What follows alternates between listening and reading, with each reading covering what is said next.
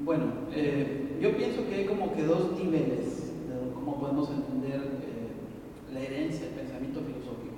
Uno, entender el filósofo en su propio contexto, es decir, entender a Platón o a Sócrates o a Aristóteles en el contexto de donde se generan sus ideas, en el contexto de su propia circunstancia y, como tú bien señalas, cómo lo podríamos ver desde el presente, es decir, cómo también de estos temas muchas veces universales, perennes, que le llamas tú, los podemos ver hoy en día y dialogar con el autor para ver qué elementos reflexivos nos da para pensar esos mismos problemas que son siempre humanos, ¿sí? Es como establecer una especie de ayornamiento, una especie de puesta al día. No pensar en la filosofía como la mera historia de la filosofía, ¿no? Sino como los filósofos como interpretadores de su tiempo, que también tienen esta capacidad maravillosa de interpelarnos en tanto lo universal de las circunstancias, ¿no? Eso es lo fascinante muchas veces de la filosofía, no quedarnos con ideas fijas, definidas de una vez y para siempre, sino esa posibilidad de ejercer la crítica sobre los propios conceptos de los filósofos, porque eso es una parte fundamental. Por ahí mencionaba también a Kant, ¿no? Crítica de los juicios, de los conceptos, de las categorías, de los modos de pensar la realidad, y crítica de la propia circunstancia humana, ¿no? Que eso es lo fundamental. Yo no puedo disociar la filosofía fuera de mi contexto, fuera de mi realidad, fuera de mi deseo.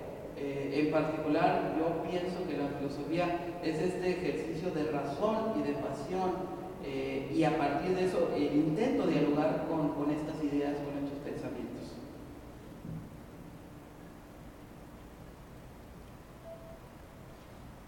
¿Más comentarios?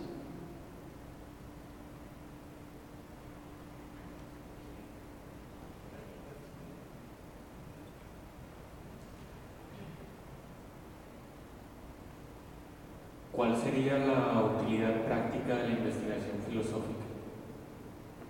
Bueno, sí hay una utilidad práctica. Lo que dije, la investigación es un elemento para transformarnos en filósofos. Es decir, no hay un verdadero filósofo, aquel que se pueda llamar, que no haya desarrollado este proceso de investigación entendido como un aprendizaje. ¿Sí? La investigación nos da elementos de aprendizaje, nos permite reconocernos, interpretarnos, nos permite esto que decíamos al último, ¿no? Este ejercicio de autoconocimiento al mismo tiempo, y también de un desarrollo de competencias, perdón por el término, competencias profesionales, ¿no? Para decir aquello que nos va dando elementos, que nos va dando nuestra característica distintiva. La investigación filosófica es evidentemente útil en este primer sentido personal, y en este segundo sentido de que yo decía que cuando investigamos en filosofía lo hacemos en términos de una comunidad filosófica. Es decir, en la medida en que nosotros ahondemos en el pensamiento filosófico, no sé, de un Gauss o de un Vasconcelos o de Husserl o de Derrida, etcétera, etcétera, en esa medida vamos a ir, formamos parte de una tradición, la vamos enriqueciendo, vamos entendiendo mejor los filósofos, y también, insisto, vamos vinculando estas ideas hacia nuestro propio tiempo, vamos como redireccionando ciertas ideas hacia nuestro propio tiempo. Entonces sí, la investigación es útil en todos los sentidos posibles, diría yo, ¿no? Cuando es verdaderamente parte de un ejercicio metódico, señalaba yo, de un ejercicio que tiene como condición lo reflexivo, lo autocrítico, el reconocimiento de nuestros propios límites. Una de las cosas, compañeras y compañeros, que yo siempre he pensado es a mí estudiar filosofía y todo eso era algo que no estaba en mi escenario personal, existencial, jamás. Y yo veo a mis alumnos, y veo a muchos alumnos, la enorme capacidad que tienen para entender cosas que a mí todavía a estas alturas se me hacen difíciles. Es decir, yo creo que la filosofía parte de un deseo, por eso lo mencionaba al principio, de una voluntad de saber, de un querer saber, y en ese sentido nos va transformando. Aparte creo yo también que la investigación filosófica se debe orientar hacia el campo de lo público y de lo político, es decir, proponer soluciones específicas o planteamientos específicos hacia los temas de interés central en nuestro momento, ¿no? La cuestión de la violencia, por ejemplo, la cuestión del género que está tan a flor de piel en nuestra universidad y en todo México. Es decir, ¿qué está diciendo la filosofía? ¿Qué están diciendo las y los filósofos desde la pluralidad de sus posiciones para dar cuenta sobre estos problemas? Por eso para mí la filosofía, y lo trato de hacer personal, vincularlo personalmente, no se trata solamente de este ejercicio académico dentro de cuatro paredes, ¿no? Sino de este ejercicio social, de este ejercicio de ir a la plaza pública, de este ejercicio de llevar a la filosofía hacia otros espacios. No para que todo el mundo se vaya a convertir en filósofo, que eso no va a ser, pero sí para que nuestra voz se escuche. Claro, es un riesgo, estoy absolutamente de acuerdo, pero para mí es un riesgo que vale la pena. Entonces yo creo que sí hay una justificación. ¿Cuál es esa utilidad?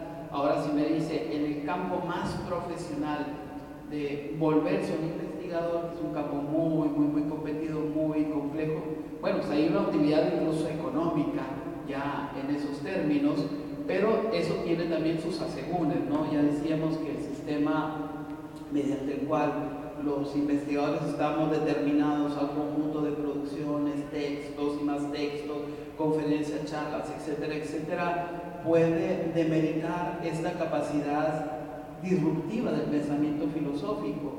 Creo que, y entonces convertirnos de filósofos en charlatanes, porque también hay mucha charlatanería, hay mucho pseudodiscurso, hay problemas severos de formación de los profesores de filosofía. Son varios aspectos que podríamos hablar aquí.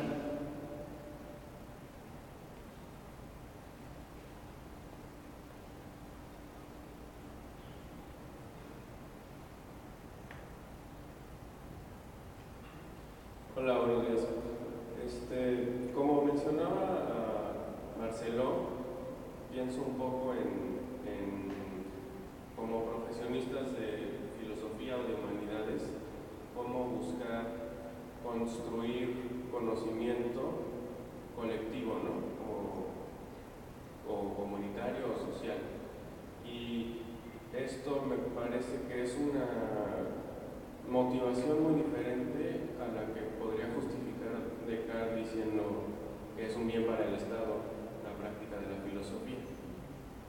No necesariamente tienen que ser opuestos, supongo que dependen del Estado, pero como profesionistas en el salón o dando clases o haciendo algún tipo de práctica filosófica, ¿cuál cree usted que sea una manera de motivar a que se construya conocimiento de esta manera común? Porque a mí se me hace difícil encontrar pues motivar a otras personas a hacer esto o a hacerlo yo mismo. Gracias. Bueno, sí, es interesante lo que dices, sí es cierto. Bueno, a veces aludiendo a Descartes, ¿no? Esta idea de que allí donde el Estado permite florecer la filosofía, apoya la filosofía desde su interpretación, bueno, esta comunidad tenderá a mejorar, lo que no necesariamente tiene que ser cierto, ¿no? Pero siempre supondría una preocupación por la educación y por la formación de los ciudadanos, de los habitantes, ¿no? Ahora, yo creo que una cosa es, la filosofía también la podemos leer en distintas claves. Hay filosofías, como diría Sánchez Vázquez, parecería yo que soy analítico, pero no lo soy. En verdad creo que mis orígenes son un poco de filosofía de la praxis. Hay filosofías conservadoras que tratan de explicar el mundo y tratan de justificar el mejor de los mundos posibles, ¿sí? Y hay filosofías que pretenden cierta transformación y que pretenden ciertas formas válidas de la praxis, ¿sí? Ahí donde hablaba de la utilidad de la investigación. Yo creo que hay filosofías que tratan de incidir y hay filósofos que tratan de incidir. Pienso yo, y ahorita estamos trabajando en un texto alusivo, pienso en León Olivet, por ejemplo, ¿no? Cómo incluso desde la filosofía de la ciencia, León Olivet se orienta hacia el campo de los multiculturalismos, de la sociedad del conocimiento y de la sociedad de la información, y trata de construir propuestas, por ejemplo, para incidir en políticas públicas, ¿sí? Es algo que la filosofía puede hacer, que es algo que, claro, a distintos niveles, ¿no? Desde el campo teórico y vinculado también, no podemos dejar de lado el Estado, porque el Estado ahí está, ¿no? Pero también creo que se pueden generar distintos tipos de proyectos a diferentes niveles, ¿no? A veces incluso estos proyectos son como especies de microresistencias, son respuestas ante eventos emergentes y que tienen un sentido de comunidad, que muchas veces, a veces aparece como aislado, es cierto, que muchas veces enfrentamos la incomprensión de la institución o de la sociedad misma, también va a ser cierto. Y eso ya lo sabemos, los que nos dedicamos a esto, cuando la filosofía ha sido aplaudida, cuando hemos sido bien recibidos por todo el mundo.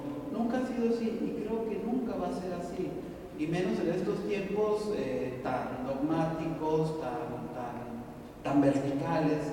Yo creo que es una labor personal, pero sí se trata de construir colectividad. Yo trato de salirme de estos espacios focalizados en lo académico para construir proyectos, y estos proyectos que vayan generando pequeños cambios, insisto. Cuando yo mencionaba que hay otras formas del saber, otras formas de conocimiento, es como también señalar que la filosofía tiene que tener un poco de menos pretensiones de pensamiento total, ¿sí? Porque la filosofía es un discurso entre otros discursos, ¿sí? Hay un discurso religioso, hay un discurso artístico, estético, en fin, hay otras formas de visualizar el mundo, hay otras formas de vivenciar el mundo. Entonces, ahora sí que un mundo donde quepan muchos mundos, ¿no? En ese sentido de tener o desarrollar esta capacidad de dialogar con aquel que incluso puedes considerar que es tu enemigo de profesión o ideológico, etcétera, etcétera. La filosofía, decía Rorty, tiende puentes, o debería de tender puentes de comprensión. Me parece muy importante, ¿no? Tender puentes de comprensión con otras formas de ver y experimentar el mundo. Entonces yo creo que sí se puede.